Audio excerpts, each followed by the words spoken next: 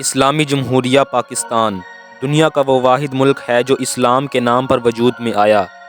پاکستان قدرتی طور پر ایک ایسے خطے میں واقع ہے جو سیاسی، اقتصادی، اسٹریٹجیکلی، جغرافیائی اعتبار سے انتہائی اہمیت کا حامل ہے، کیونکہ اس کی سرحد مشرق میں ہندوستان، مغرب میں افغانستان، جنوب مغرب میں ایران اور شمال مشرق میں چین سے ملتی ہے، جبکہ اس کے جنوب میں بحیرہ عرب اور گلف آف عمان کے ساتھ 650 میل لمبی ساحلی پٹی واقع ہے۔ پاکستان آبادی کے لحاظ سے دنیا کا 5واں بڑا ملک ہے، جس کی آبادی 24 کروڑ 4,85,000 سے زائد ہے۔ اگر مسلم دنیا کی بات کی جائے تو پاکستان دنیا کا دوسرا سب سے بڑا مسلم آبادی والا ملک ہے۔ اس ویڈیو میں ہم آپ کو پاکستان کے دیگر دلچسپ حقائق کے بارے میں بتائیں گے۔ کمپیوٹر ہیکنگ اور وائرس جیسے الفاظ سے آج کون واقف نہیں ہے، لیکن کیا آپ جانتے ہیں کہ دنیا کا پہلا کمپیوٹر وائرس پاکستانی نوجوانوں نے بنایا تھا؟ لیکن یہ وائرس کسی غلط مقصد کے لیے نہیں بلکہ کمپیوٹر پروگرامز کی غیر قانونی نقل سازی روکنے کے لیے بنایا گیا تھا۔ 1986 میں لاہور سے تعلق رکھنے والے باسط فاروق علوی اور امجد فاروق علوی نے برین نامی وائرس کو تخلیق کیا، جو دنیا کا پہلا کمپیوٹر وائرس تھا۔ اس کا بنیادی مقصد صرف اتنا تھا کہ اگر کسی کمپیوٹر سے سافٹ ویئر کی غیر قانونی کاپی بنانے کی کوشش کی جائے تو یہ وائرس اسی کے ساتھ منتقل ہو جائے اور اس پروگرام کو چلنے ہی نہ دے۔ اس ایجاد کو دنیا بھر میں بہت پذیرائی ملی اور سافٹ ویئر کمپنیز نے اپنی پروڈکٹس کو غیر قانونی نقل سے بچانے کے لیے ایسے ہی اقدامات کیے۔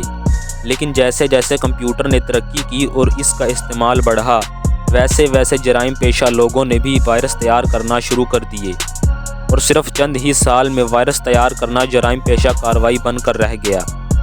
دوستو، دنیا کے سب سے کم عمر سول جج کا تعلق پاکستان سے ہے۔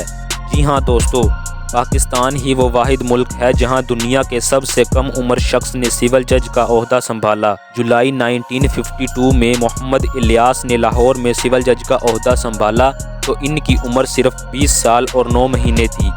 اگرچہ وہ سول جج بننے کا امتحان اس سے بہت پہلے ہی پاس کر چکے تھے، لیکن ضابطے کی کارروائی کے باعث ان کی تقرری اس نتیجے کے 8 ماہ بعد عمل میں لائی گئی۔ یہاں یہ بات یاد رہے دوستوں کہ یہ ریکارڈ آج تک قائم ہے۔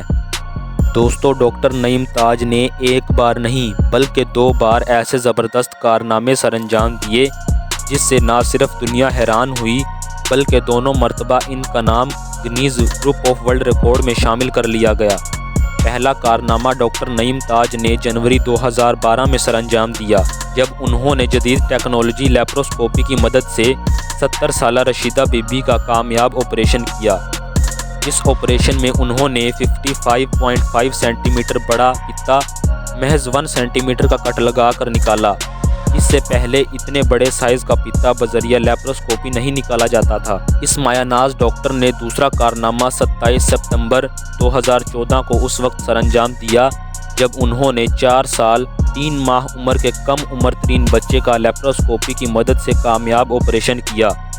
اس سے پہلے اس ٹیکنالوجی کے ذریعے اتنی کم عمر بچے کا آپریشن پوری دنیا میں نہیں ہوا تھا، تو دونوں بار ان کا نام Guinness book of world record میں شامل کر لیا گیا۔ ڈولفن کی ایک ایسی قسم ہے جو صرف دریائے سندھ میں پائی جاتی ہے، جسے نابینا ڈولفن کہتے ہیں۔ مقامی زبان میں اسے بلڈن کہا جاتا ہے۔